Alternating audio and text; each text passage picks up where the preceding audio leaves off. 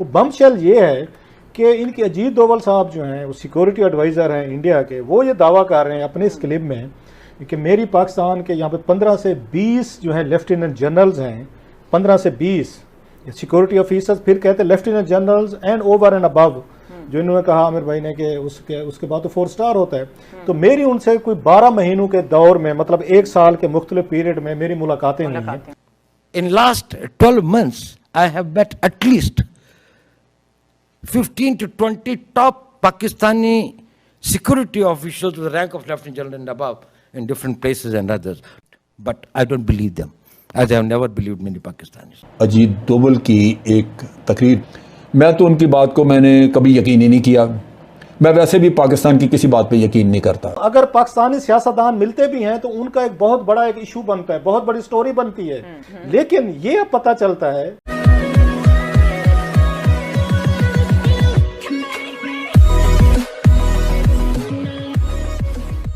नमस्कार दोस्तों, अब यहाँ पर बात हो रही है एनएसए अजीत डोवाल के बारे में कि भाई अजीत डोवाल उन्होंने क्लेम किया था पिछले दिनों कि भाई मैं 15 से 20 पाकिस्तानी जनरल्स को मिला हूँ और उनसे मैंने बात की है, और यही चीज़ अगर उनकी तरफ से जो स्टेटमेंट आया है उससे पाकिस्तानी मीडिया में भूचाल है। अब यहाँ पर बात ये हो रही है कि भाई पाकिस्तान के लोग, पाकिस्तानी आर्मी पैसों के लिए कुछ भी कर सकती है। अगर आप उनको पैसा दिखा दो तो सारी चीज़ें वो आपके हवाले कर सकती है, जो भी ब्लूप्रिंट हो या फिर जो भी यहाँ पर उनकी खुफिया इन्फॉर्मेशन हो। अब देखिए, पहले जब 1978 के आसपास जब रशिया आया था अफगानिस्तान के अंदर, तो उसके बाद अमेरिका भी आया, बिलियंस ऑफ डॉलर मिले, तो वो करप्शन कहाँ गया? वो जो करप्शन हुआ वो आर्मी की पॉकेट में ही गया। फिर जो बचा था उसमें पॉलिटिशियंस ने करप्शन किया, ठीक है। उसके बाद दूसरी बार अमेरिका आया, उसने भी ओसामा बिन लादेन को सर्च करने के लिए, उसके बाद उसने भी बिलियंस ऑफ डॉलर दिए, वहाँ पर भी करप्शन हुआ, और उसमें भी करप्शन में जो सबसे ज़्यादा पैसे खाए वो पाकिस्तानी आर्मी ने ही खाए। तो यहाँ पर यही बात हो रही है कि भाई यहाँ के जो जनरल है वो पैसों के लिए कुछ भी कर सकते हैं। इसी के साथ ही वीडियो शुरू करते हैं। बड़ी खबर तो ये है, बिग स्टोरी मैं समझता हूँ, जो कहते हैं ना कभी हम ऐसे बिग स्टोरी कहते हैं, बमशेल जिसको कहा जाता है, वो बमशेल ये है कि इनके अजीत डोवल साहब जो हैं वो सिक्योरिटी एडवाइज़र हैं इंडिया के, वो ये दावा कर रहे हैं अपने इस क्लिप में कि मेरी पाकिस्तान के यहाँ पे 15 से 20 जो है लेफ्टिनेंट जनरल्स हैं, 15 से 20 सिक्योरिटी ऑफिसर्स, फिर कहते हैं lieutenant generals and over and above, जो इन्होंने कहा आमिर भाई ने कि उसके बाद तो 4 स्टार होता है। तो मेरी उनसे कोई 12 महीनों के दौर में, मतलब 1 साल के मुख्तलिफ पीरियड में मेरी मुलाकातें हुई हैं। सो माहौल उस वक्त सेट हो रहा था। अब इस बैकग्राउंड में ये चीज़ सामने आनी अजीत डोवल की कि मेरी उनसे मुलाकातें हुई हैं जो पाकिस्तान की तरफ से कभी अनाउंस नहीं की गई, और अगर मुलाकातें हमारे लेफ्टिनेंट जनरल्स ने की हैं तो definitely GHQ might be on board, वो ऑन बोर्ड होंगे। और उसमें जो बता रहे हैं कि उनके साथ हमारी जो उस पर डिबेट हुई है, दैट्स वेरी इंपॉर्टेंट। वो ये बता रहे हैं कि हमारी वहाँ डिबेट हुई है और एक उनके साथ पाकिस्तानी जर्नलों के साथ, अजीत डोवल कह रहे हैं, उसमें हमारी अजम्पशन जो थी, अजम्पशन है, उन्होंने लफ्ज यूज़ किया इसमें क्लिप में, ये थी कि ये अगर तालिबान आते हैं पाकिस्तान और यहाँ से अमेरिकन चले जाते हैं, उसके बाद का सिनेरियो बता रहे हैं वो कि अमेरिकन विड्रॉल के बाद यहाँ तालिबान अटैक करते हैं तो फिर सिनेरियो क्या होगा।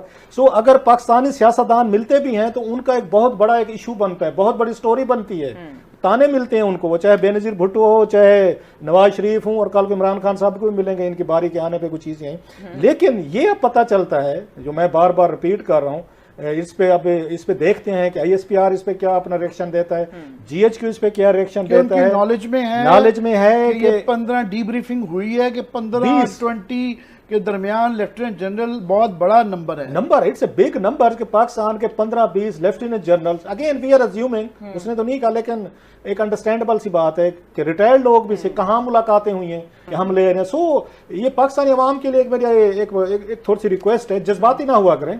जो दोनों मुल्कों के तोपें गन्ने हम लेके बॉर्डर पे पहुंच जाते हैं, ट्विटर पे एक दूसरे की माँ बहनें कर रहे होते हैं, गाली गलोच पेट्रियाटिज्म का मुजाहरा कर रहे होते हैं, लड़ जरूर पेट्रियाटिज्म भी करें, आपके बैक पे जो हमारे बड़े बिग गन्स हैं वो एक दूसरे से मिलते भी हैं। हमारे लिए सिर्फ लेसन ये है कि इंडिया के साथ साथ जो अमेरिका से मैसेजेस आ रहे हैं, ख़ासतौर पर प्रोड्यूसर साहब दिखा सकें कि हाल ही में जो है जो अमेरिकी सदर ट्रंप के नेशनल सिक्योरिटी एडवाइज़र थे जॉन बोल्टन साहब जो हैं, उनको बाद में निकाल दिया गया था। उन्होंने बहुत ही एक खौफनाक किस्म का आर्टिकल वाशिंगटन पोस्ट में लिखा है, जिसमें उन्होंने कहा है कि जनाब ये पाकिस्तान को हम बड़े ही सालों से 20-40 साल से इग्नोर कर रहे हैं, हम हमने इनको न्यूक्लियर कंट्री भी बनने दिया, हमने इनको जो है ना ये भी अलाउ किया कि अफ़गानिस्तान में ये जो हम हारे हैं वो भी इनकी वजह से है, और ये दहशतगर्दी को भी बनते हैं। अब टाइम आ गया इनको टकरने का और इनका लेसन बनाने का और सबक हासिल करने का।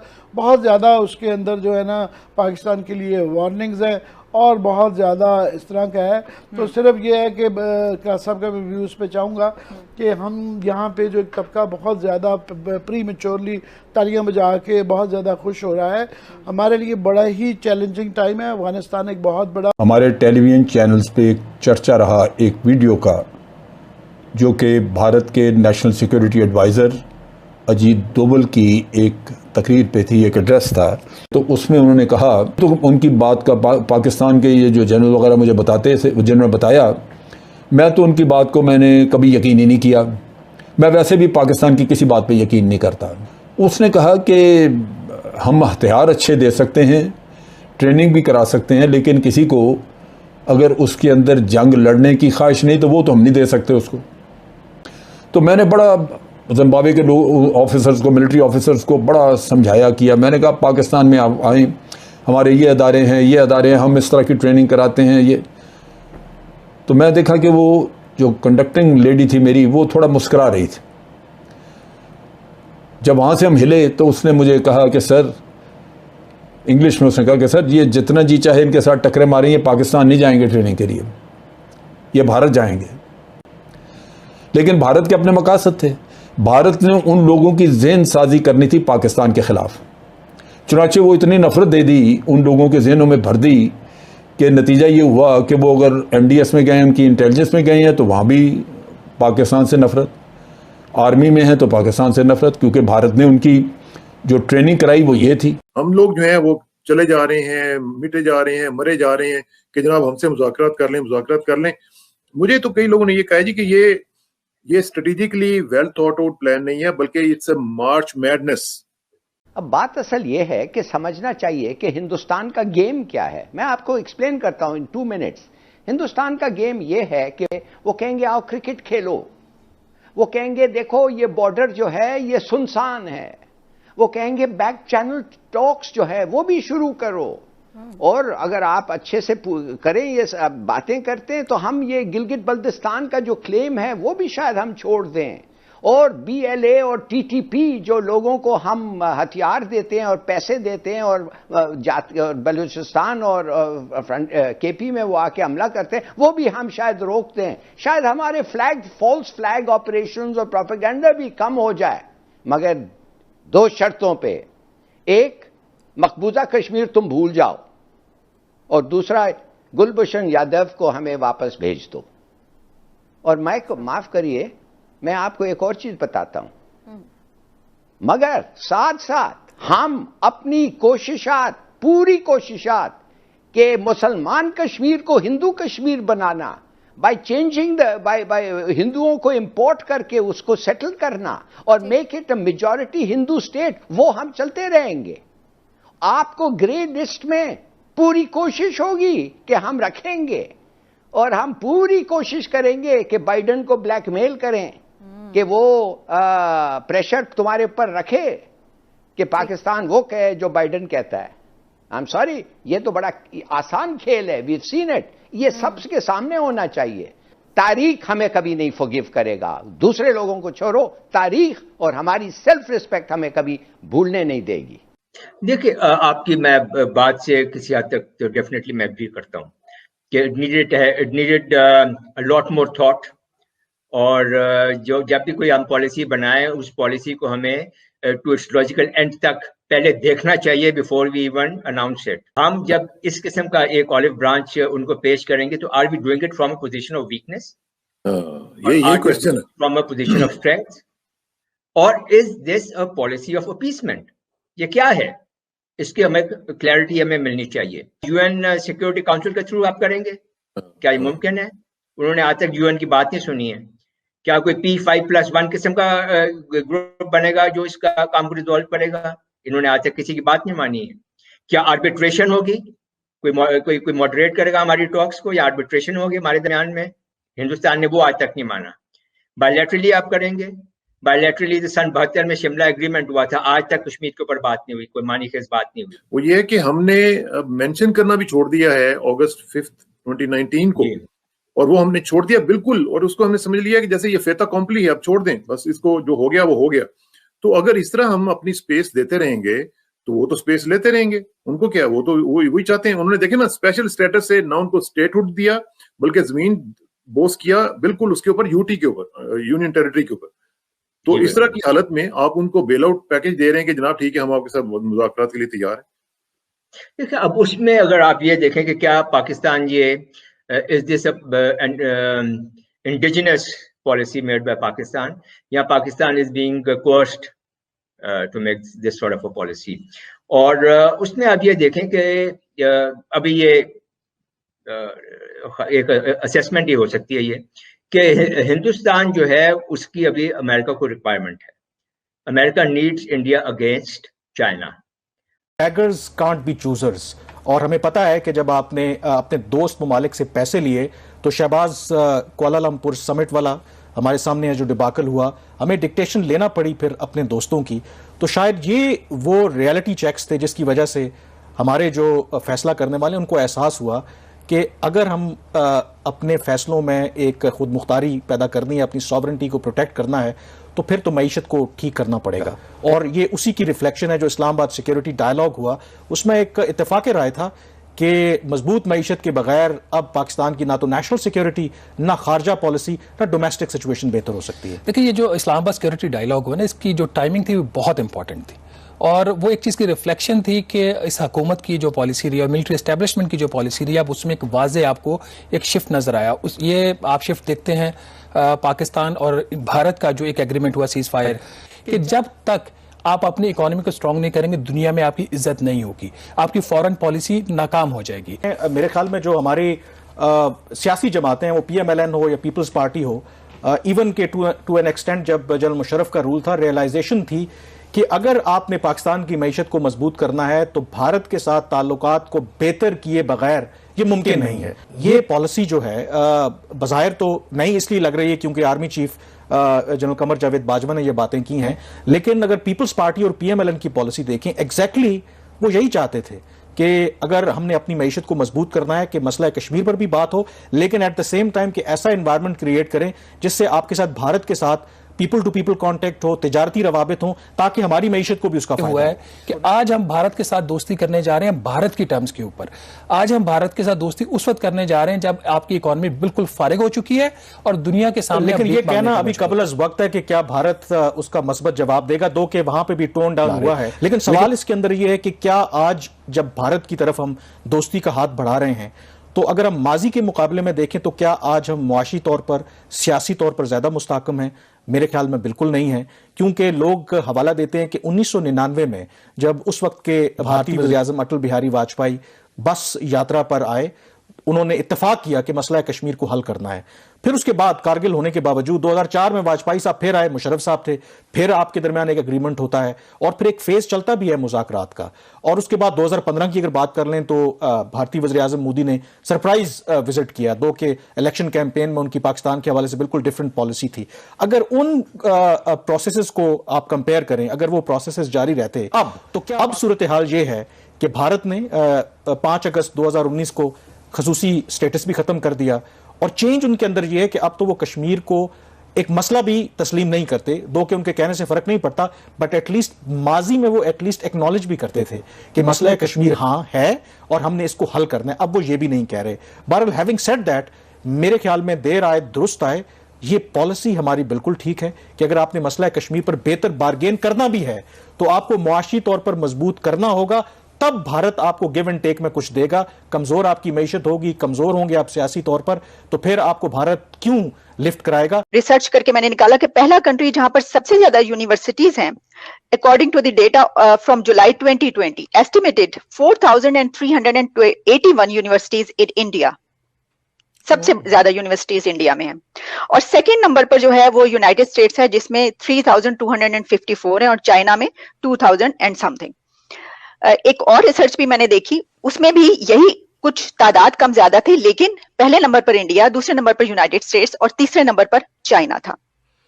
इंडिया की जो सबसे एंशिएंट सिविलाइजेशन है वहां से उन्होंने जीरो का कॉन्सेप्ट देके सारी मैथमेटिक्स को चेंज किया है। अलजबरा भी जो आया है, जो अरबों ने डेवलप किया, ये इंडिया से बेसिकली ये सिस्टम आया। इकोनॉमी उनकी अब इतनी बढ़ेगी आगे, मैंने कहीं पढ़ा है कि 2025 तक this would be the second third big economy India की। हम तो कहीं भी नहीं है कि इस वक्त इंडियंस जो हैं वो टॉप एम्प्लॉयमेंट ले लेते हैं और and the Indian economy is more a threat to us. India की मईशत हमारे लिए ज्यादा खतरनाक है because Indian education system is तालीम में पाकिस्तान की कारकर्दगी इंतहाई नाकिस है। पाकिस्तान 140 मुमालिक में से 126वें नंबर पर है। इंतहाई तशवीशनाक बात तो यह है कि पाकिस्तान का नंबर तमाम पड़ोसी मुमालिक में आखिरी है, जबकि भारत इस फहरिस्त में 90 नंबर।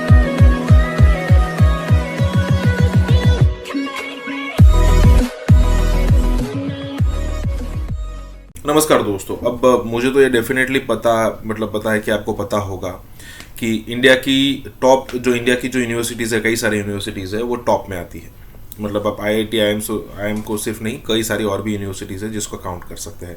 लेकिन यहाँ पर एक और रिपोर्ट है कि भाई इंडिया के पास जो संख्या में यूनिवर्सिटीज़ है वो सबसे ज़्यादा है।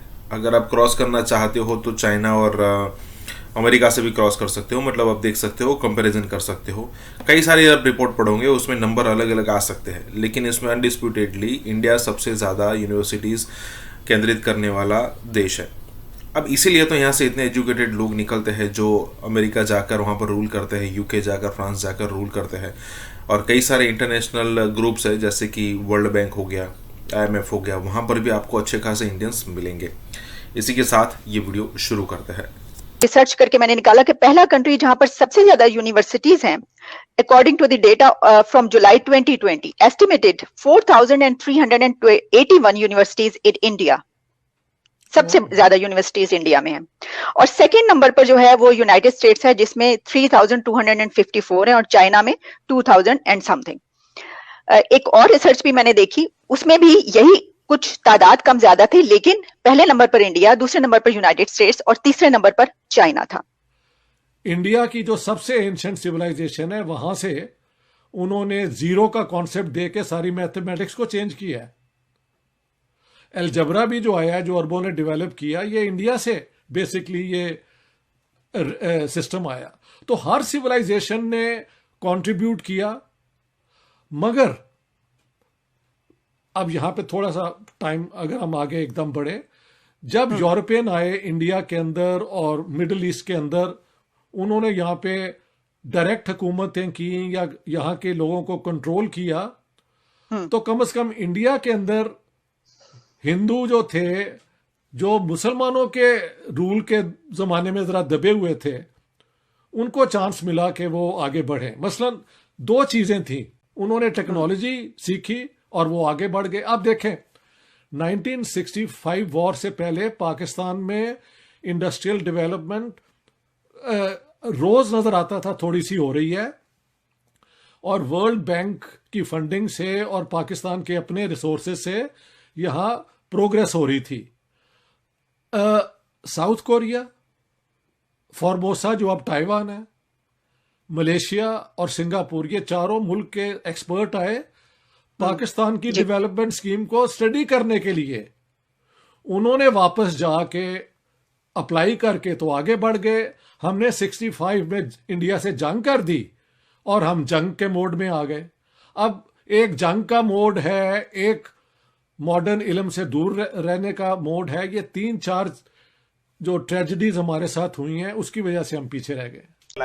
इस वक्त हालत यह है कि मैंने एक पूरी डॉक्यूमेंट्री देखी है जो कि मुख्तलिफ चैनल्स को नशर करते हैं कि इस वक्त इंडियंस जो हैं वो टॉप एम्प्लॉयमेंट ले लेते हैं और अमेरिकन अवाम जो है वो भूखे मर रहे हैं। और कोई किसी फर्म के अंदर बैठा है, वो किसी फर्म में बैठा है, किसी firm, because they are well qualified, they speak good English, they taken degrees, वहां से कोई हार्वर्ड से पढ़ा हुआ है, कोई अपना विस्कॉन्सिन से पढ़ा हुआ है, कोई शिकागो से पढ़ा हुआ है, कहीं दुनिया की बेहतरीन यूनिवर्सिटी से वो पढ़ के आ जाते हैं और उसके बाद वो थोड़ा बहुत अपना वो टेक ओवर कर लेते हैं। आप इस वक्त आप सोच लें IT के ऊपर। फिर दूसरी चीज ये है कि IT के मैदान के अंदर उनकी दो जो बड़े बेंगलोर के अंदर, और उसमें जो उनके उनके बने सिलिकॉन वैलीज है, सिलिकॉन वैली, वो ये है कि आपने यहाँ पर किया, आपने यहाँ पर हिसाब किया, रात का पूरा हिसाब जो है वो भेज दिया वहां पर कि 65 की वॉर में हम पड़ गए, और जाहिर है कि उसमें जाहिर बहुत ज्यादा जो है वो टाइम निकल गया और जो कुछ हुआ, लेकिन वो तो ये एक कहा जाता नहीं है ना कि वो वॉर तो पाकिस्तान जीता, तो भारत को तालीम में पीछे रहना चाहिए था, पाकिस्तान को तो चलो, और अगर फर्ज कीजिए आप कहते हैं तो चलें दोनों मुल्क तालीम में पीछे रहते, भारत तो फिर भी तालीम में बहुत आगे चला गया, इंडिया तो साइंस एंड टेक्नोलॉजी में पाकिस्तान से बहुत आगे है, तालीम में बहुत आगे है। सबसे पहले पाकिस्तान को कोई उसमें फतह नहीं हुई, ये एक बिल्कुल नॉनसेंस है। पाकिस्तान गैरिजन स्टेट किताब जो मेरी है उसमें मैंने सारा दिखाया है, बल्कि उस दिन से जब से ये जंग हुई है हमारी इकोनॉमिक डेवलपमेंट रुक गई हुई है। एक, इंडिया ने तो शुरू से सेकुलर स्टेट बनाई, और आपको पता है ये फख्र होना चाहिए कि इंडिया के पहले जो एजुकेशन मिनिस्टर थे वो मौलाना अबुल कलाम आजाद थे। जवाहरलाल नेहरू जो थे वो एक मॉडर्न सोशलिस्ट जेन के आदमी थे। इन दोनों ने मिलकर एजुकेशनल पॉलिसी बनाई, यूनिवर्सिटीज बनाई, ये जितने उनके आईटी है ना इंस्टीट्यूट बड़े बड़े मशहूर, ये उस जमाने में तैयार किए गए। हमने तो कोई ऐसी हरकत नहीं की। हमने देखे जहां पे जमहूरियत ही नहीं आ सकी, अपनी कॉन्स्टिट्यूशन ही नहीं बना सके, फौजी टेक ओवर हो गए, तो हम तो अपने आप में ही रिजॉल्व नहीं कर सके कि why did we create Pakistan. और वो यूनिवर्सिटियां बनाना, अपनी इंडस्ट्री को बनाना, अपनी, वो नेशनलिस्ट लोग हैं। हमने नेशनलिज्म का तो काम किया ही नहीं। हमने कभी किसी के आगे अपनी सर्विसेज बेच दी, कभी किसी के जी, कभी किसी को, बिल्कुल। तो लेकिन इसके बावजूद प्रोफेसर साहब, वहां पे जो आप मोदी की हुकूमत की बात कर रहे हैं, तो नरेंद्र मोदी की हुकूमत में भी तालीम पर, टेक्नोलॉजी पर और इंफ्रास्ट्रक्चर पर इतना ज्यादा तवज्जो दी जा रही है। मैं वही तो बात कर रही हूँ कि चलें, एक एरा ऐसा गुजर गया, एक दौर ऐसा गुजर गया, इसके बावजूद अभी तक जो है हम तालीम और टेक्नोलॉजी में वहां पर नहीं पहुंच पाए जहां पर हमें, चलें थोड़ा सा तो हम जरा अपलिफ्ट हो जाते, कुछ कर लेते। अब देखें, ये तो जिन्होंने हुकूमत की है आप उनसे सवाल करें ना, why did they spend so much money on competing with India in the armament field? आप यूनिवर्सिटीज बना के इंडिया से आगे क्यों ना निकले? आपने अगर यूनिवर्सिटीज में भी compete करते, सही कहा, आप उसमें करते ना, आप इकोनॉमी बेहतर बनाते, जो कि देखें 65 वॉर से पहले पाकिस्तान का रेट ऑफ ग्रोथ था 5.3%, इंडिया का था 2.7%। इकोनॉमिक जो उनकी डेवलपमेंट थी उसे कहते थे हिंदू रेट ऑफ ग्रोथ। ये एक यानी कि मजाक के तौर पे, क्रिटिसिज्म के तौर पे था कि इतनी स्लो उनकी डेवलपमेंट हो रही थी। हमारा रेट ऑफ ग्रोथ डबल था, लेकिन हमने जंगजू माहौल को अपना लिया। उन्होंने 65 की वॉर हुई, खत्म हुई, उन्होंने फिर अपनी इंडस्ट्री उसको प्रमोट करते गए। देखे, टाटा, बिरला, ये सारे पहले से एग्जिस्ट करते थे हिंदुस्तान में, तो उनके पास एक इंडस्ट्रियल, वो क्या कहते हैं, क्लास भी थी, एक्सपीरियंस भी था। पाकिस्तान में तो कुछ भी नहीं था। इकोनॉमी उनकी अब इतनी बढ़ेगी आगे, मैंने कहीं पढ़ा है कि 2025 तक this would be the second third big economy India की। हम तो कहीं भी नहीं है। इंडिया ने कभी किसी को अपनी कमजोरी एक्सप्लॉइट करने नहीं दिया। उन्होंने अपने नेशनल इंटरेस्ट को हमेशा रखा है। वो नॉन अलाइन मूवमेंट का हिस्सा रहे, दोनों के साथ दोस्ती की, दोनों से मदद भी ली, किसी का एक साइड नहीं लिया। हमने तो खुद कहना शुरू कर दिया था कि we are the most allied allies of the American ने कभी नहीं कहा कि ये हमारे सबसे ग्रेट एलाइज हैं। अब हम चाइना को कहते हैं कि our friendship is higher than the mountains and Himalaya, हाँ जी, और डीपर देन द ओशंस। ये कहने की क्या जरूरत है? हमें शायरों की जरूरत नहीं है, हमें साइंटिफिक रैशनल सोच की जरूरत है। चाइना से भी दोस्ती करो, यूएस से भी दोस्ती करो, ये ग्रेट पावर्स हैं, सुपर पावर्स हैं। हिंदुस्तान से भी दोस्ती करो एंड हर एक से फायदा उठाओ और उनको सर्विसेज भी डिलीवर करो। जब तक हमारी हो, इसे कहते हैं रैशनल सेल्फ नेशनल इंटरेस्ट। वो पाकिस्तान का क्या है? It should build its economy. How do you build your economy? By having peace. What more? You should have law and order. मसलन जवाहरलाल नेहरू जब प्राइम मिनिस्टर थे तो सोमनाथ का मंदिर वहां पे हिंदुओं ने रिस्टोर किया और उन्होंने कहा कि प्राइम मिनिस्टर जो है आके ना वो फीता जो है ना वो काटे। He said I am the prime minister of India, not the prime ministers of the Hindus. उन्होंने कहा कि ये मेरा काम नहीं है, ठीक है, सोमनाथ का मंदिर बन गया है, good, but why should the prime minister go? This is a secular state. हमने तो ये ऐसे नहीं किया। वो एक तकरीर, बहुत एनलाइटेंड तकरीर है, लेकिन उसके बाद 25 जनवरी को 1948 को कराची बार एसोसिएशन में उन्होंने जब चिढ़ के कहा कि ये मुझसे क्यों पूछते हो कि पाकिस्तान की कॉन्स्टिट्यूशन क्या होगी, 1300 साल पहले हमें दे दी गई है, शरीयत जो है वो डेमोक्रेटिक है, वो ये है, शरीयत वो वहां पे दोबारा ले आए। और वो मजबूरी थी कि इतने मिलियंस ऑफ लोग घर से बेघर हुए थे, किस लिए कि मुसलमानों का मुल्क बनेगा। और पाकिस्तान के वो तमाम यूट्यूब चैनल्स जो कि भारत के खिलाफ बात करते थे, उनको ना सिर्फ भारत में बैन किया गया है, बल्कि वो तमाम यूट्यूब चैनल्स अब ग्लोबली यानी कि पूरी दुनिया में बैन हो चुके हैं। मुझे टर्मिनेट किया गया है जिसकी तकरीबन 8.5 लाख के करीब उस पे फॉलोअर्स थे। मैं आपको एक बात बताना चाहता हूं कि ये बहुत अलार्मिंग सिचुएशन है। इंफॉर्मेशन वॉर में आज इंडिया को जो कामयाबी हासिल हुई है, आप उसका अंदाजा नहीं है। ये नजमुल हसन बाजवा, इसकी वीडियो मिलियंस भी शायद 2 मिलियन भी क्रॉस कर गई, लेकिन उसका मौजू जो था वो हिंदू धर्म था, हिंदू मजहब था। हिंदू मजहब को उन्होंने बहुत क्रिटिसाइज किया था। मुझ में इतनी हिम्मत नहीं हुई कि मैं उस वीडियो को ओपन करता।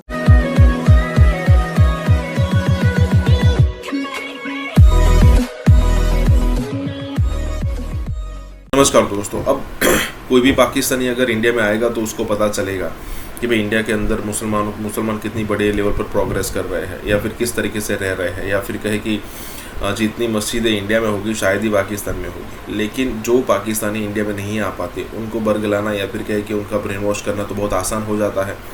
अब यहाँ पर यही बात हो रही है कि भाई ये जो कई सारे यूट्यूबर हैं जिनकी चैनलें बंद कर दी गई है, नॉट सिर्फ in India, not only in India, but terminate ही कर दी गई है, क्योंकि इंडिया ने जो है वो फोकस करवाया यूट्यूब को कि भाई देखिए आप जो कह रहे हो ना कि भाई आपकी पॉलिसी वायलेट करने पर चैनल बंद होता है, तो आपने ये सारी जो चीज़ें हैं, इन टाइप के जो वीडियोज़ है, पूरा का पूरा गलतफहमी यहाँ पर फैलाता है, तो आपने उस पर कुछ नहीं किया, तो फिर यूट्यूब ने उनकी चैनलें बंद कर दी। अब वो कम्युनिटी गाइडलाइन होती है, जब आपको मिलती है तब आपका चैनल सीधा बंद हो जाता है, और यहाँ पर यही हुआ है, और वही यहाँ पर रोना रो रहे हैं। और कई सारे यूट्यूबर तो ऐसे थे जिनके व्यूज़ मिलियंस में जाते थे, सारा का सारा बंद हो चुका है। इसी के साथ ये वीडियो शुरू करते हैं। भारतीय सरकार ने यूट्यूब कम्युनिटी को एक रिकमेंडेशन की, और इस रिकमेंडेशन के मुताबिक उन्होंने 20 पाकिस्तानी यूट्यूब चैनल्स को भारत में बैन करने का कहा। और पाकिस्तान के वो तमाम यूट्यूब चैनल्स जो कि भारत के खिलाफ बात करते थे, उनको ना सिर्फ भारत में बैन किया गया है, बल्कि वो तमाम यूट्यूब चैनल्स अब ग्लोबली यानी कि पूरी दुनिया में बैन हो चुके हैं, और यूट्यूब ने उन तमाम चैनल्स को टर्मिनेट कर दिया। यहां पर 2 बातें करनी बहुत इंपॉर्टेंट है। एक तो यह कि नरेंद्र मोदी साहब को मुबारकबाद तो देनी पड़ती है कि भाई आप भारत में कर लेते तो हम कहते कि चलें आपका अपना मुल्क है, यहां पर आपने कौन सा पाकिस्तानियों को जीने का हक देना था या पाकिस्तानियों की आवाज बंदी करनी थी तो आपने कर ली। लेकिन जिस तरह से उन्होंने ऑल ओवर द वर्ल्ड करवाया है, वहां पर तो आप दाद के मुस्तहिक हैं कि जनाब ये पाकिस्तानी झूठ बोलते थे, ये पाकिस्तानी एंटी इंडिया प्रोपेगेंडा करते थे, ये पाकिस्तानी फेक न्यूज को प्रोपेगेट करते थे। कश्मीर के इशू को, बिपिन रावत के इशू को, अयोध्या और राम मंदिर के इशू को, मिनोरिटी राइट्स के इशू को इन्होंने बेस बनाकर बैन करवाया है। जो अपने आप को साबिक एंकर कहलाते हैं, उन समेत पाकिस्तान के 20 यूट्यूबर्स का यूट्यूब ने एक लिहाज से तख्ता उलट दिया है, यानी कि यूट्यूब को ने उनको बैन कर दिया, हटा दिया है। ये नजमुल हसन बाजवा के साथ हुई। शुरू में मैंने देखा इसकी वीडियो मिलियंस भी, शायद 2 मिलियन भी क्रॉस कर गई, लेकिन उसका मौजू जो था वो हिंदू धर्म था, हिंदू मजहब था। हिंदू मजहब को उन्होंने बहुत क्रिटिसाइज किया था। मुझ में इतनी हिम्मत नहीं हुई कि मैं उस वीडियो को ओपन करता, क्योंकि उसमें जो थंबनेल था वो इतना मतलब है कि उसमें हिजानी कैफियत थी, और जो उसका टाइटल था वो बहुत सख्त था, और मुझे अंदाज़ा हो गया कि जब आप किसी के मज़हब को, मकतब को, भले कोई भी हो, गलत हो, सही हो, इसका फैसला आपने और मैंने नहीं करना, लेकिन जब आप उसको टारगेट करते हैं, ज़ाहिर है कि इंडिया में 1 अरब 20 करोड़ या इससे भी ज़्यादा आबादी है, तो जब आप उनके किसी बहुत बड़ी आबादी के मज़हब को टारगेट करेंगे तो वहाँ के लोग देखेंगे, सब्सक्राइबर भी बढ़ेंगे, वॉच टाइम भी मिलेगा आपको, भले नीचे गालियाँ बकी जा रही हों। कि देश के अंदर भय और भ्रम की स्थिति फैलाई जाए फेक न्यूज़ के माध्यम से या खराब कंटेंट, एंटी इंडिया कंटेंट के माध्यम से, जो एक प्रयास कुछ वेबसाइट्स और पोर्टल्स के माध्यम से किया जा रहा था, उसके खिलाफ कार्रवाई की गई है। नया पाकिस्तान ग्रुप हो, इसके माध्यम से चलने वाले लगभग 15 यूट्यूब चैनल्स हों या 5 अन्य यूट्यूब चैनल्स हों, 2 वेब पोर्टल्स हों जो कानून के अनुसार उनका उल्लंघन भी कर रहे थे, तो आईटी रूल्स के अंतर्गत उनके खिलाफ कार्रवाई भी की गई है, ताकि देश के खिलाफ जो एजेंडा पाकिस्तान की ओर से चलता है, पाकिस्तान की वेबसाइट्स और वहाँ के जो हैंडल वाले यहाँ पर कर रहे हैं, उसके खिलाफ एक कड़ी कार्रवाई की गई है, ताकि ऐसी ताकतों को देश के खिलाफ काम ना करने दिया जाए। एक तो पीआईए का एक जहाज जो था उसको कुआलालंपुर में इंपाउंड कर लिया गया फॉर नॉन पेमेंट, और दूसरा पीआईए के लिए एयर स्पेस बंद कर दिया। नॉन स्टॉप से बेइज्जती शुरू हो गई है पाकिस्तान की। पहले इन्होंने 2.5 साल में पाकिस्तान को अंदरूनी मुल्क बेइज्जत किया है, तो अब ये इंटरनेशनल बेइज्जती का प्रोग्राम जो है वो रूट शुरू हो गया है।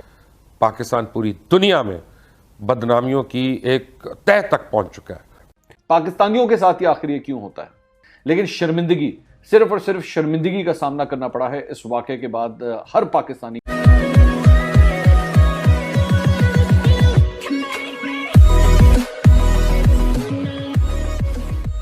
नमस्कार दोस्तों, नॉन स्टॉप बेइज्जती पाकिस्तान की इंटरनेशनल बेइज्जती हो रही है। मलेशिया का जो कुआलालंपुर है, जैसे कि पाकिस्तान का इस्लामाबाद है या फिर इंडिया का दिल्ली है, वैसे मलेशिया का कुआलालंपुर है। पीआईए की फ़्लाइट वहाँ पर गई थी। अब वो वहाँ का प्लेन यूज़ करते थे, मतलब मलेशियन प्लेन। अब उनका कुछ रेंट देना बाकी होगा। अगर आप उनका प्लेन यूज़ करते हो तो डेफिनेटली आपको कुछ रेंट देना पड़ता होगा, जो भी होगा। अब उनको रेंट देना बाकी होगा, तो भाई साहब उनका प्लेन गया तो फिर जब्त कर लिया गया, और कहा यह गया कि जब तक इतना पेमेंट क्लियर नहीं किया जाता, पीआईए मतलब कि पाकिस्तान इंटरनेशनल एयरलाइन की इस फ्लाइट को यहाँ से रिलीज़ नहीं किया जाएगा। अब ज़रा सोचिए कितनी भारी लेवल की बेइज्जती है। अब वहाँ पर बैठे जो प्रवासी होंगे, जो बैठे जो लोग होंगे, चाहे पाकिस्तानी हो या फिर किसी और कंट्री के होंगे और पाकिस्तान में जा रहे होंगे, जो भी हो, अब क्या क्या कौन कौन सी चीज़ से उनको यहाँ पर गुजरना पड़ा होगा, आप सोच सकते हो। और अगर वो नॉन पाकिस्तानी है, मतलब पाकिस्तान के नहीं रहने वाले, लेकिन किसी काम से या फिर घूमने आया है, हालांकि मुझे नहीं लगता कोई घूमने आया होगा, लेकिन फिर भी मान लीजिए, तो उन पर क्या इम्पैक्ट पड़ेगी पाकिस्तान की, किस लेवल की नेगेटिव इम्पैक्ट होगी। इसी के साथ ये वीडियो शुरू करता है। अंदरूनी मामला है, पर इसका संबंध अप्रत्यक्ष रूप से भारत से भी है, जिसकी चर्चा हम इस वीडियो ब्लॉग के अंतिम भाग में करेंगे। उसके पहले आइए सुनते हैं पाकिस्तान की टीवी पर इस संबंध में क्या चर्चा हुआ। एक तो पीआईए का एक जहाज जो था उसको कुआलालंपुर में इंपाउंड कर लिया गया फॉर नॉन पेमेंट। वो लीजिंग कंपनी ने पीआईए के ऊपर एक केस किया हुआ था और जज ने एक रिस्ट्रेनिंग ऑर्डर दिया। और दूसरा, ईरान ने ऑफिशियली आज पाकिस्तान के लिए पीआईए के लिए एयर स्पेस बंद कर दिया। पीआईए के जहाज़ जो हैं वो ताहुक्म सानी ईरान की एयर स्पेस को इस्तेमाल नहीं कर सकते। ये दो वाक़यात ऐसे हैं कि इसके बाद आदमी सिर्फ कह सकता है कि इन्ना लिल्लाहि व इन्ना इलैहि राजिऊन। पीआईए के मुंह पे जो 2 थप्पड़ पड़े हैं कुआलालंपुर में और ईरान के ऊपर, अब पीआईए की लॉस्ट ग्लोरी जो है वो उसको ढूंढने की शुरुआत भी जो है तकरीबन 450 बिलियन से होनी है, क्योंकि 450 बिलियन पीआईए का डेट है और ये देना है पीआईए ने। और इतने में पाकिस्तान जो है, हुकूमत पाकिस्तान कम से कम 25 एयरलाइन शुरू कर सकती है। मलेशिया में पीआईए का एक 777 जो था उसको अरेस्ट कर लिया गया, जी गिरफ्तार कर लिया गया, क्योंकि नॉन पेमेंट के ऊपर जब उसको इंपाउंड कर दिया तो गिरफ्तारी है ना बेसिकली। उन्होंने कहा था कि नॉन पेमेंट है लीज अमाउंट की, जो तकरीबन $14 मिलियन बनती है एक कंपनी वियतनाम की जो एयरलाइन है उसके लिए। आज अभी ईरानियन एयर स्पेस जो है वो 2 फरवरी तक बंद कर दी गई है पीआईए के ऊपर ड्यू टू नॉन पेमेंट। आपको पता है कि एक और जहाज़ पीआईए का आ रहा था चाइना से, उसमें कई कोविड के पेशेंट पकड़े गए हैं। तो हम बगैर स्क्रीनिंग के जो लोगों को लेके आ रहे हैं वो भी काफ़ी है हमारे लिए। लेकिन fact of the matter is कि अगर ये एयरलाइन तबाह हो रही है तो इसमें मैनेजमेंट भी शामिल है, इसमें हुकूमत भी शामिल है, इसमें सिविल एविएशन भी शामिल है और इसका अपना अमला भी शामिल है। ये लिमिट आया नहीं करती, इतनी जल्दी ये लिमिट नहीं होती कि जनाब यकम को आपके तैयारे की लीज ड्यू थी और 15 को आपने करने, आपने एक लॉन्ग लीज के ऊपर तैयारा लिया हुआ है। इसका मतलब है कि मामला जून से खराब थे और वो रिमाइंडर उन्होंने कोई लेटर लिखा होगा, ईमेल आई होगी, उसके बाद उसकी रिमाइंडर आया होगा, आपने उसके ऊपर कोई रिप्लाई किया होगा या रिस्पॉन्ड नहीं किया होगा, उसके बाद फिर मेल आई होगी। तो लेकिन चूंकि हम में ना खन्नास समाया हुआ है ना, गर्दन में सरिया है ना, कि हमें किसी की जुर्रत हमारे सामने बोल सके, तो वो यहूद नसारा थे ना जी, वो उन्होंने नहीं मानी आपकी ये वाली ना मुजाहिद की जो है वो ये वाली बात नहीं मानी उन्हें पता ही नहीं था कि जनाब आपकी जो नारा तकबीर है उससे जो है वो अर्श कांप जाता है, तो उन्हें पता ही नहीं चला सर। तो उन्होंने फिर वो वहाँ पे वो जो तीन रिमाइंडर होते हैं, वैसे 3 रिमाइंडर के बाद फिर उन्होंने उसकी कार्रवाई शुरू होगी, फिर भी आपको इंटीमेट किया होगा कि हम कार्रवाई शुरू करने लगे हैं, बंदरे पुत्र बन जाओ जब भी दे दो, ठीक है। उसके ऊपर भी जब हमने रिएक्ट नहीं किया होगा तो वो उन्होंने कॉन्फिस्केट या हेल्ड कर लिया, उसको जरा थोड़ी सी रिस्पेक्ट रह जाती है इस लफ्ज़ के अंदर, होल्ड कर लिया जी वहाँ के ऊपर। या अगर आप मुस्बत रिपोर्टिंग करें तो हम कह सकते हैं कि जिस तरह आइडियलाइज करते हैं हमारे वज़ीर आज़म साहब, मलेशिया के साबिक वज़ीर आज़म महातीर मोहम्मद को, तो उन्होंने भी जवाबी तौर पे मोहब्बत का इजहार किया है और वो जो मुसाफिर थे उनको मेहमान के तौर पे कुआलालंपुर में रोक लिया है कि आपकी हम मेहमानदारी करना चाहते हैं, इसलिए आप एक दिन रुक जाओ, है जी। और वो रोक लिया। वैसे वो जिस होटल में उनको रोका है उसका किराया जो है वो PIA को ही पड़ेगा मुसाफिरों को वहाँ पे ठहराने का। तो कहने का मतलब ये है कि बड़ी बेइज्जती, नॉन स्टॉप से बेइज्जती शुरू हो गई है पाकिस्तान की। पहले इन्होंने 2.5 साल में पाकिस्तान को अंदरूनी मुल्क भी इज्जत किया है, तो अब ये इंटरनेशनल बेइज्जती का प्रोग्राम जो है वो रूट शुरू हो गया है। 167 मुसाफिरों का आखिर सारे मामले में कसूर क्या था? क्या वजह थी कि उनको इस अजियत से गुजरना पड़ा कि जनाब उनको जो है वो ऑफ बोर्ड किया गया उस जहाज से? पाकिस्तानियों के साथ ही आखिर ये क्यों होता है? लेकिन शर्मिंदगी, सिर्फ और सिर्फ शर्मिंदगी का सामना करना पड़ा है इस वाक़े के बाद हर पाकिस्तानी को कि हमारी एयरलाइन ने आखिर ऐसा किया क्या है जो हमें ऐसी हजीमत का सामना करना पड़ा है। कितना बड़ा डैमेज होना है इस पूरी एयरलाइन को, सिर्फ एयरलाइन को नहीं बल्कि इस मुल्क को। कैच 22 सिचुएशन, नवाला खाएं तब मरें, ना खाएं तब मरें। पाकिस्तान पूरी दुनिया में बदनामियों की एक तह तक पहुंच चुका है।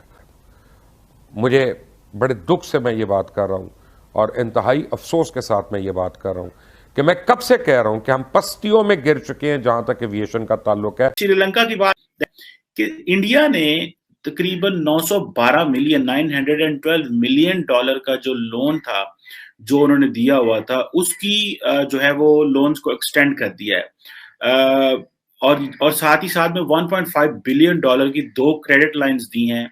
एक तो फूड परचेसिंग के हवाले से जितने भी यूरोपियन मुल्क हैं वो इस वक्त इंडिया को सपोर्ट कर रहे हैं, क्योंकि एशिया में वो नहीं चाहते कि जी चीन जो है वो आगे आए। बेसिकली वो चीन का तोड़ वो इंडिया ला रहे हैं। देखो ना, हम तो पाकिस्तान से छोटा मुल्क हमारा। तो एक इतना बड़ा पैकेज दे के इंडिया ने एक बहुत ज़बरदस्त डिप्लोमेसी भी खेली है इसमें, अगर ये कहा जाए तो गलत नहीं होगा, क्योंकि इंडिया ने एक बहुत बड़ा स्टेप लिया है। वो ये देख रहा है कि वो श्रीलंका को जिस तरीके से इसमें से निकाल रहा है सिचुएशन में से, तो ऑब्वियसली श्रीलंका के लिए तो एक बहुत ज़बरदस्त बात है और इंडिया और श्रीलंका के ताल्लुकात बेहद अच्छे हो गए और होने वाले हैं मजीद। But India is emerging as an option, so this is something that gives them an edge कि इंडिया एज एन ऑप्शन सामने आ रहा है। This is where everybody believes, even if ये सिर्फ श्रीलंका की बात नहीं होगी, ये अफ्रीका में भी बात होगी, ये मालदीव्स भी सोचेगा, ये नेपाल भी सोचेगा, ये भूटान भी सोचेगा, ये और ममालिक भी सोचेंगे, ये अफगानिस्तान में तालिबान भी सोचेंगे कि भाई देखो। मैंने इसी बिना पर यह कहा कि अगर पाकिस्तान के इंडिया से ताल्लुकात अच्छे होते, दोनों मुल्कों के नेबरिंग कंट्रीज होते हुए, जो हमारा पास्ट है और जो हमारा प्रेजेंट है और जो फ्यूचर नज़र आ रहा है, अगर ये सब कुछ ना होता तो इंडिया पाकिस्तान को इस सिचुएशन से निकाल सकता था।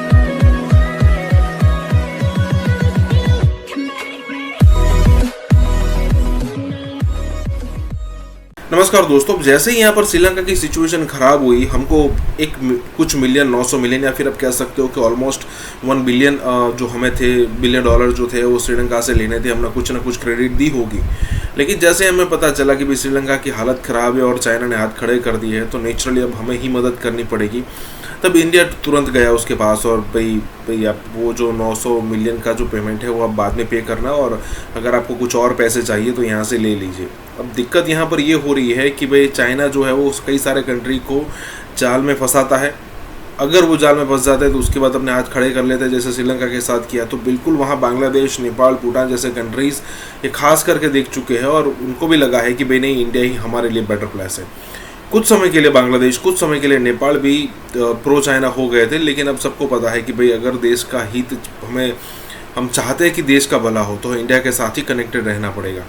हालांकि पाकिस्तान के साथ भी यही लागू होता है, लेकिन पाकिस्तान को क्या है कि वो रिलीजन पहले आ जाता है, तो वो देश का सोच नहीं पाते, जनता का सोच नहीं पाते। इसी के साथ ये वीडियो शुरू करते हैं। सिर्फ ये नहीं है कि इंडिया ने सिर्फ ये देखना है कि चाइना के साथ हमारा बॉर्डर मिलता है तो यहाँ पे उसको डील करना है। वो अमेरिकन के साथ अलहदा मिले हैं, वो अफ्रीकन कंट्रीज में, अफ्रीका में अलहदा इंगेज हो रहे हैं। और अफ्रीका और इंडिया का जो रीजन कंपटीशन है, I met someone who came from Africa, he was a Pakistani. तो उसने मुझे कहा कि he extensively travel to in Africa. उसने कहा कि the real competition in Africa is between Chinese and Indians, and this is where they believe कि India ने तकरीबन 912 मिलियन, 912 मिलियन डॉलर का जो लोन था, जो उन्होंने दिया हुआ था, उसकी जो है वो लोन्स को एक्सटेंड कर दिया है।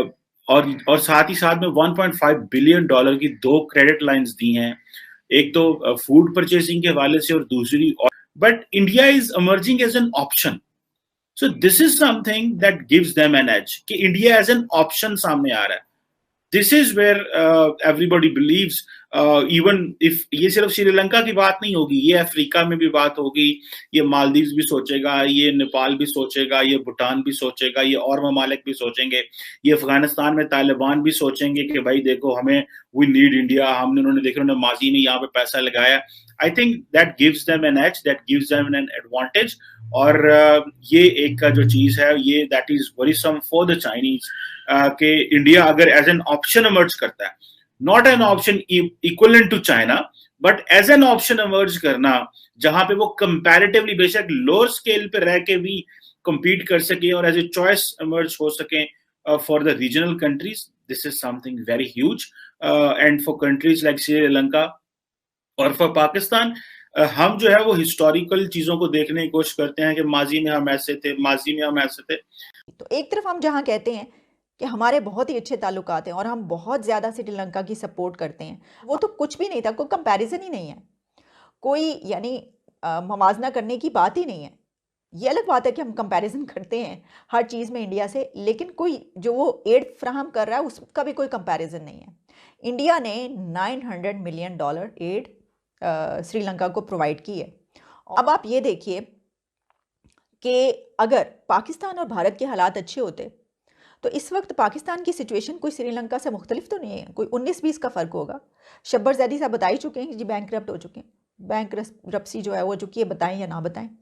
दूसरी तरफ जब इंडिया श्रीलंका को बचाने के लिए, सिचुएशन से निकालने के लिए पैकेज दे रहा है, तो आप देखिए कितनी ज़बरदस्त उसको वो सपोर्ट फराहम कर रहा है, प्रोवाइड कर रहा है। अच्छा, भारत ने पिछले साल से अब तक 47% इंक्रीज़ किया है एक्सपोर्ट्स में। पहले भारत ने जो है $100 बिलियन से तजावुज़ कर गई थी उनके एक्सपोर्ट्स, और अब उन्होंने ये भी क्लेम किया है कि 2022 तक वो $400 बिलियन से ऊपर चले जाएंगे इनके एक्सपोर्ट्स। क्या लगता है आपको कि कर पाएगा भारत?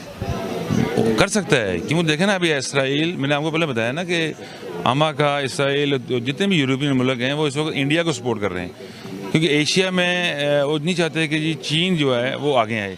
बेसिकली वो चीन का तोड़ वो इंडिया ला रहे हैं। देखो ना, हम तो पाकिस्तान से छोटा मुल्क हमारा। मैंने इसी बिना पर यह कहा कि अगर पाकिस्तान के इंडिया से ताल्लुकात अच्छे होते, दोनों मुल्कों के नेबरिंग कंट्रीज़ होते हुए, जो हमारा पास्ट है और जो हमारा प्रेजेंट है और जो फ्यूचर नज़र आ रहा है, अगर ये सब कुछ ना होता तो इंडिया पाकिस्तान को इस सिचुएशन से निकाल सकता था। ये जो बैंकरप्सी की सिचुएशन है, ये जो बहुत बुरी हालात है इकोनॉमी की, बड़े अच्छे तरीके से इसमें से पाकिस्तान को की मदद कर सकता था भारत। तो एक इतना बड़ा पैकेज दे के इंडिया ने एक बहुत ज़बरदस्त डिप्लोमेसी भी खेली है इसमें, अगर ये कहा जाए तो गलत नहीं होगा, क्योंकि इंडिया ने एक बहुत बड़ा स्टेप लिया है। वो ये देख रहा है कि वो श्रीलंका को जिस तरीके से इसमें से निकाल रहा है, सिचुएशन में से, तो ऑब्वियसली श्रीलंका के लिए तो एक बहुत ज़बरदस्त बात है। और इंडिया और श्रीलंका के ताल्लुकात बेहद अच्छे हो गए और होने वाले हैं मज़ीद।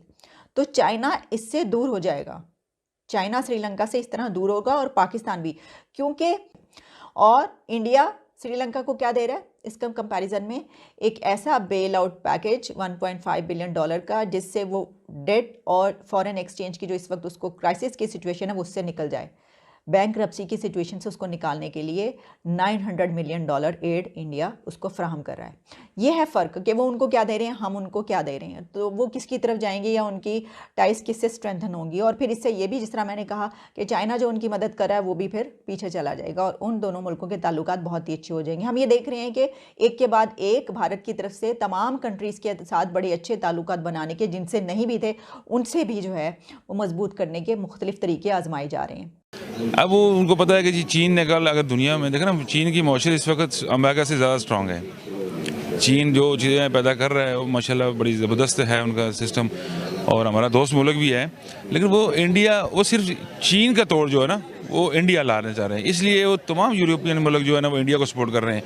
जितने भी यहूदी लाबी है पूरे दुनिया के अंदर, वो कह रहे हैं जी इंडिया को स्ट्रांग करें, इंडिया को आप चाइना के बराबर लेकर आएँ, ताकि चीन जो है वो ना खड़ा हो सके हमारे खिलाफ। बस ये बात है, और कोई मसला नहीं, वो कर सकते हैं। देखें पूरी यूरोप इस वक्त, तो वह पिछले साल से लेके अब तक 47% जो है इंडिया ने एक्सपोर्ट में इंक्रीज किया है, और अब भारत ये क्लेम कर रहा है कि 2022 तक 400 बिलियन डॉलर से ज़्यादा वो लोग एक्सपोर्ट कर लेंगे। आपको क्या लगता है, कर पाएंगे? अगर वो कह रहे हैं तो वो उन्होंने कर जाना है। क्यों? उसके पीछे भी वजह है कि वो कर रहे हैं ये काम, वो पहले ही टॉप 7 में है। अब वो उसके लिए कोई मुश्किल नहीं है कि जो वो इससे ऊपर भी जाना चाहे तो वो जा सकता है, वो करेगा। हमें भी कोशिश करनी चाहिए कि हम भी इस लिस्ट में आए।